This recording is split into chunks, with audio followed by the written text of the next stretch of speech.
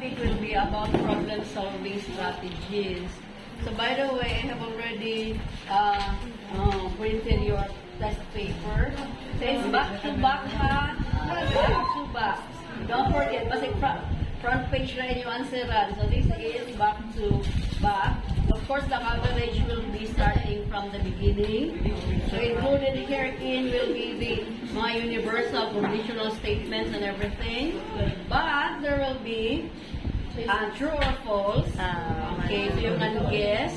Now, for the true or false, please do not leave any number blank. So, go ka kama you guess. There are only two. Diba? So, who knows, masultihan ka. So, I will not accept if you answer all true. I will not accept also if you answer all false. Diba? Kana may binuang naman na, kanang itrutanan. Of course, insa man ang teacher nga monghatag og questions na pulos true or false ang tubag. No? So, please try to magani na true or false. Okay. And then there is also a multiple choice. That's why it's long because na yung mga paingana. So multiple choice, there are only 4 to 5 choices. Do not leave again any number unanswered because you have 1 in 5 chance to be correct. Rather than kung di ka mo answer, you have no chance at all. Mga na yung nakataas sa test front page. No? Kay multiple choice in true or false. In the next part, there will be our test 3. So we have here now the katong variable names, katong variables, diba? Kato are squares, and then anyway, these are mga blank raman for you to fill up, just like the activity. Okay, that's only 3 numbers, and then next would be the sets na, where you are going to write the roster ba, or interval ba, or set builder notation. There are only 3 numbers for this, no? 3 lang. You're going to write the roster, the interval, and then the set builder notation. Only 1 for each. Very short. And then you have also katong A cross B. Diba? A cross B, the cross product, wherein you're given 2 sets, and you are to find whether X is related to Y following a given formula or a relationship. Diba? And then you choose na which are members of your relation. Okay. And then you're going to draw also the arrow diagram. Okay, arrow diagram ka. So supposing you have your X and Y, then just put the arrow. So if, for example, your R is A and 1, and then C and 2, and then D and 3, so what you do is just write here your X, your Y, and then relation R. So what are your domains? A, C, and D. And here you have 1, 2, and 3. 2, and 3. And the relation would be from A to 1, C to 2, D to 3. That is your arrow diagram. Okay. So that is 1 to 1. That is a function. That's 1. And then you also have, you're going to determine whether an argument is an example of an deductive or an inductive reasoning, which we will discuss now. Inductive and deductive reasoning. And you are also to construct a difference table. So what's a difference table? This is used for our sequences, diba? So when we have a sequence, like for example, the sequence 1, 3, 5, 7, and 9, and you are to find the next term of the sequence using a difference table. So you only find the difference. So the difference is 2. So the last number would be 11. This is the simplest, where you only have 1 level. But there are sequences wherein you have to go farther back. So you stop only if the numbers are already the same. That is a common difference. So once you have obtained a common difference, then that is the time that you start, you end your difference table. Okay? For example, so bali ang atong di-discuss straight na kung sa ang atong exam. Dili na lang to na to i-appeal ang mga not included in the exam. So we'll have time to discuss completely. Next, okay. So another example for a difference table. There is a kinakalimut ko sa mga glasses. Okay. There, we'll use strategy. But I have sent you some notes, no? Diba? Na natin mga notes. Okay. So here, find the difference table to predict 1, 7, 17, 31, 1, 7, 17, 31, and then we have 49 and 71. Okay, so you are to use the difference table to determine the next term in our sequence. So we have the first difference would be 6. Next, 10. Next, 14.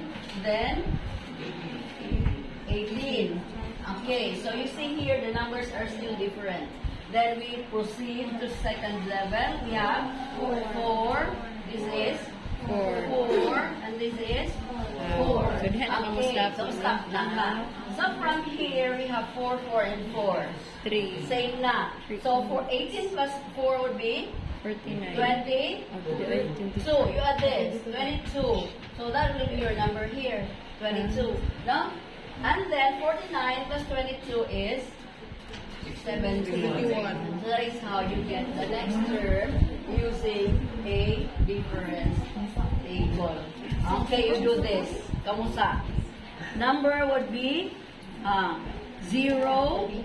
Kindly write down 0, 10, 24, 56, 112, and then what is the next term? 0, 10, 24, 56, and 112. Okay, find the next term of the sequence using a difference table. What's the number? 0, 10, 24.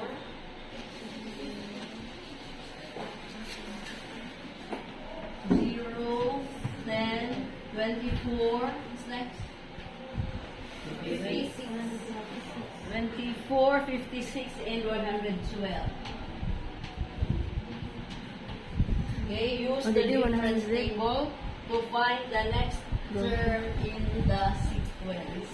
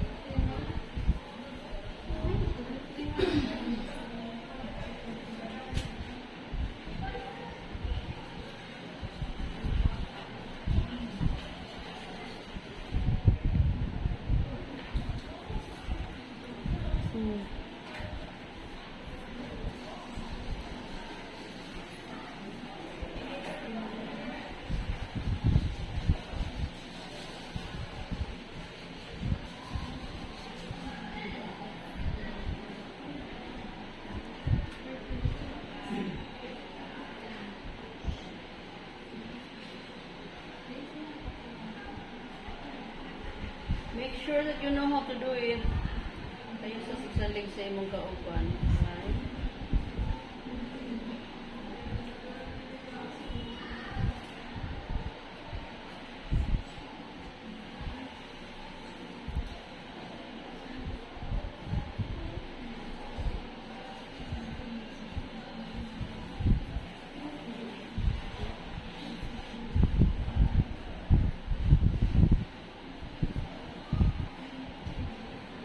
Okay? Done?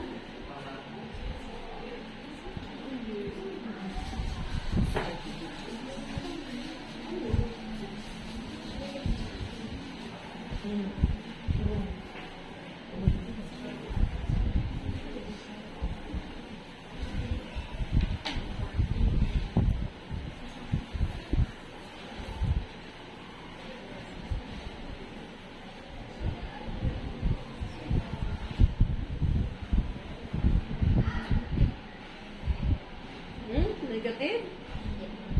Oh, negative pa yun na.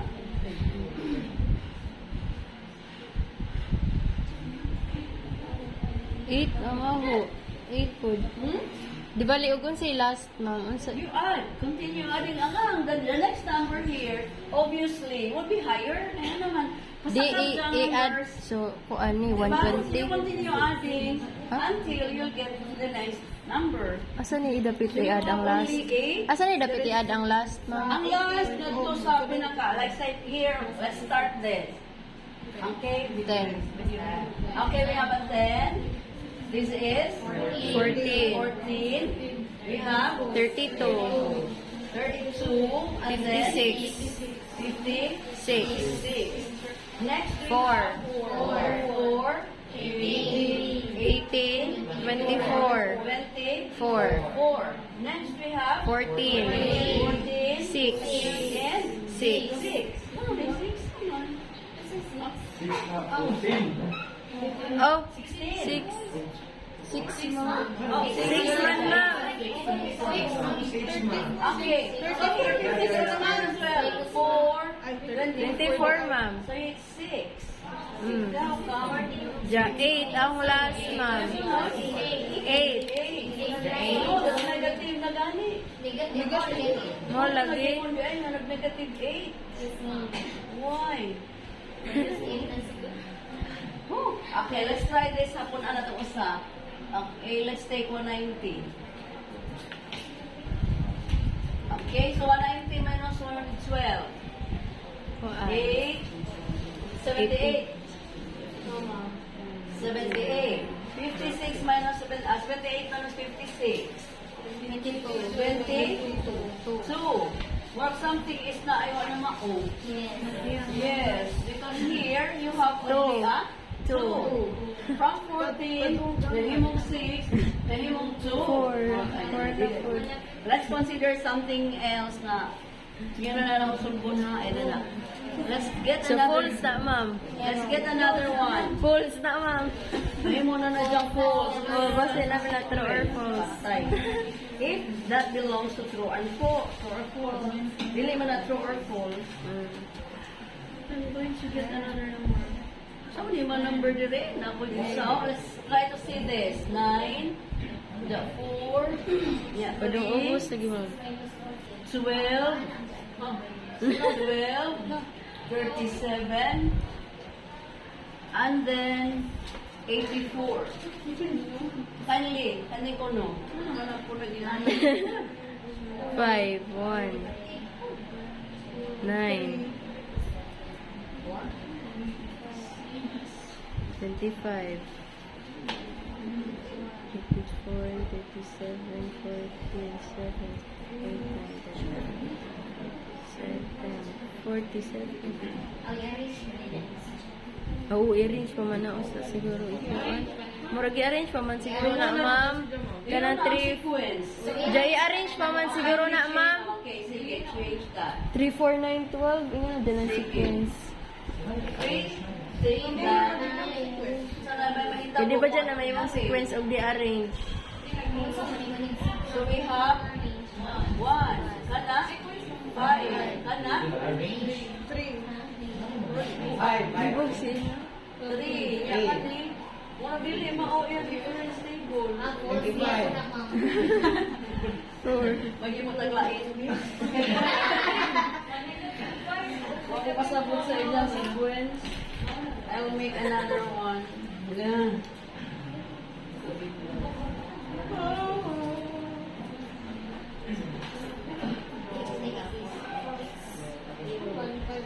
Isa man negative man eh. 1 minus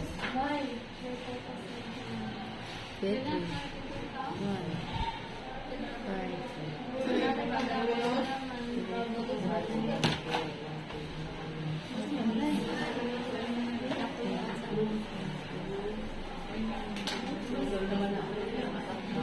Okay, how about this?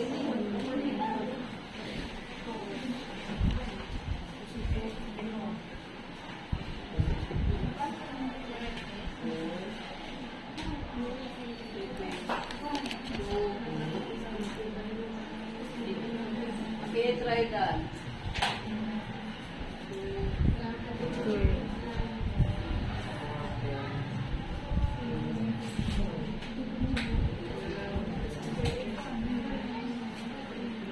Okay, how about that?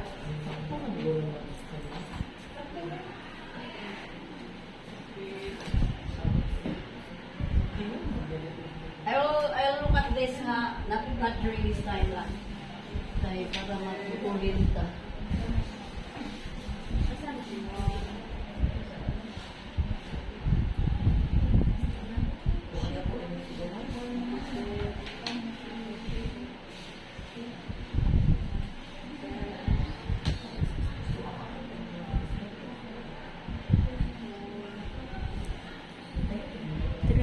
Three yung last.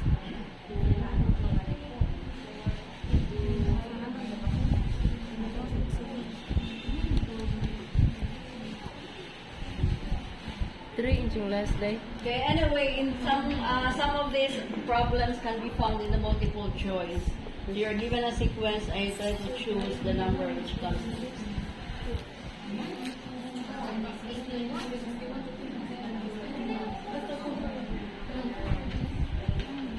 So kindly bring siguro an extra sheet of paper. I will not have the space for your answer sheet, no? So all the answers that can be written on the questionnaire you write. But those that need solution, you put that in the yellow. Okay? Okay na, Ning?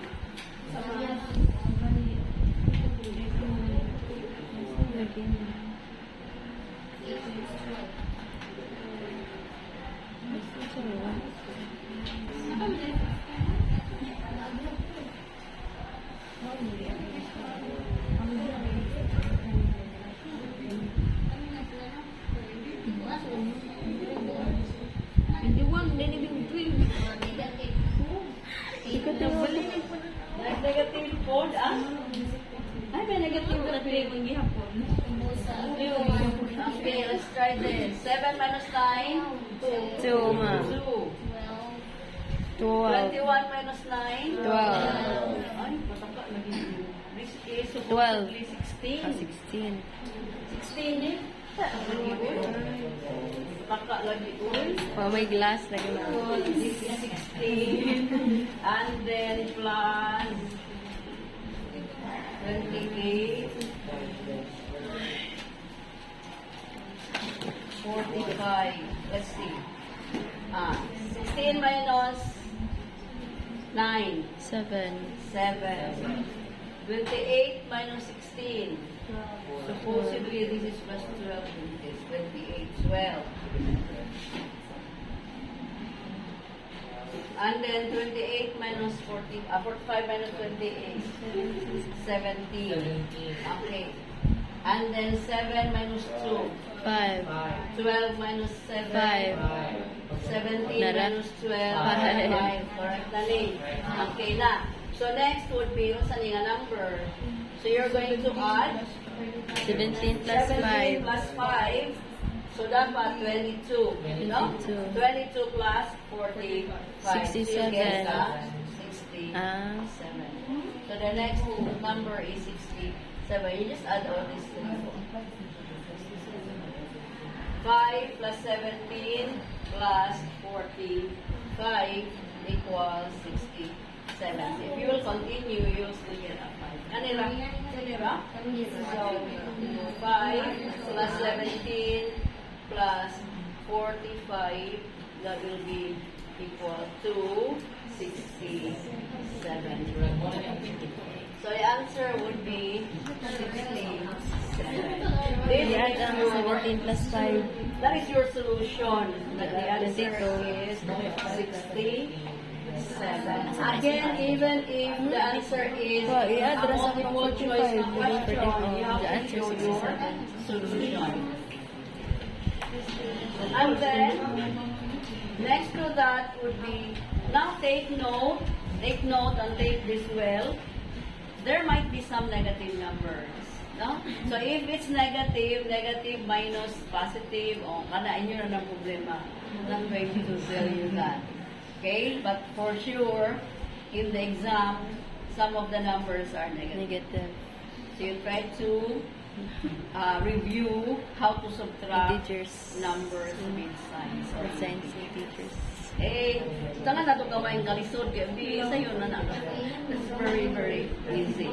Next, we go to the problem solving. So, in our next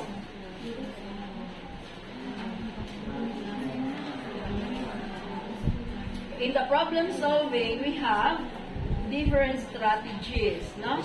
Okay, so problem solving, we have here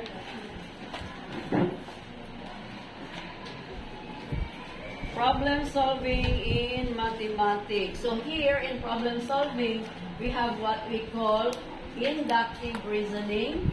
So this is how we solve our problems by the use of inductive reasoning. In second, we have the use of deductive reasoning. So what's the difference between the two? Deduct minus. When we speak of inductive reasoning, we draw conclusion based on several specific examples. So from specific to general, to generalization. Okay. Whereas our deductive reasoning is the opposite. So we go here from a general statement, then going to specific.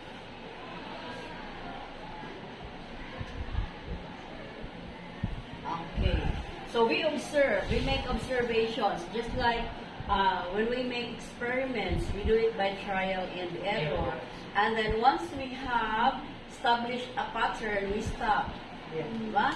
So that is what we call as inductive reasoning. Just like the difference table.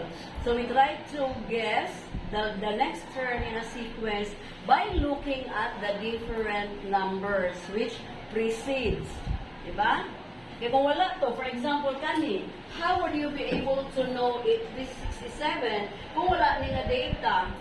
Di ka ka-guess or di ka ka-arrive at 67. So here we arrive at 67 because we are studying each number in the sequence. So this is an example of inductive reasoning. Or, let's say, everyday use. Like say, students here, I have observed na I want a uniform. Some are wearing uniform. So, you can draw, you go to one classroom and this is what you observe. Go to the next classroom, you observe the same. And then you look at the lab view or whatever. Still, you see some students wearing uniforms, others are not wearing uniforms. So from your observations, you can now make your conclusion or your generalization. So what will be your conclusion? Based on that observation. Therefore, the students of Southern Union State University, Manassas City Campus, some students are wearing uniforms, while others are not wearing uniforms. That is not a conclusion. That is an observation. What do you conclude? Let's for example, you are from another school and then you come here and then that's what you observe. What will be your generalization or what is your conclusion? Kuan, I can after.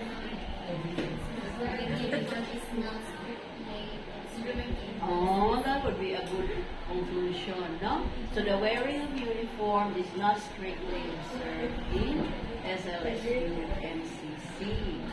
Well, that would be the conclusion that people make when they see some of you are not wearing the uniform. I doubt kung ingon sila nga way available. Basta kay bawa na, no? So, that's why some people make the wrong conclusion po na maybe, or let's say, students of SLSU MCC are irresponsible. That is a wrong conclusion, which they might make based on their observation. But the observation has been made because, or the conclusion has been made because of the observation. No? That is what we call as inductive reasoning. So most of the time, that's how we even judge people. Right? So this person has been good to you today, the next day she has been good to you, and then So you become friends. And you use inductive reasoning because you conclude that this is a good person and I'd like to make friends or to be friends with her. Okay? That is inductive reasoning. Deductive would be quite different. Okay? So deductive would be like you are social workers. No? So you're going to become social workers later on and you will be working with, let's say, children in conflict with the law. Okay. So since you have been, let's say, you have earned your degree, so it is understood or it is assumed that you have studied all the different principles regarding child development, child abuse, mga laws or ordinances, diba?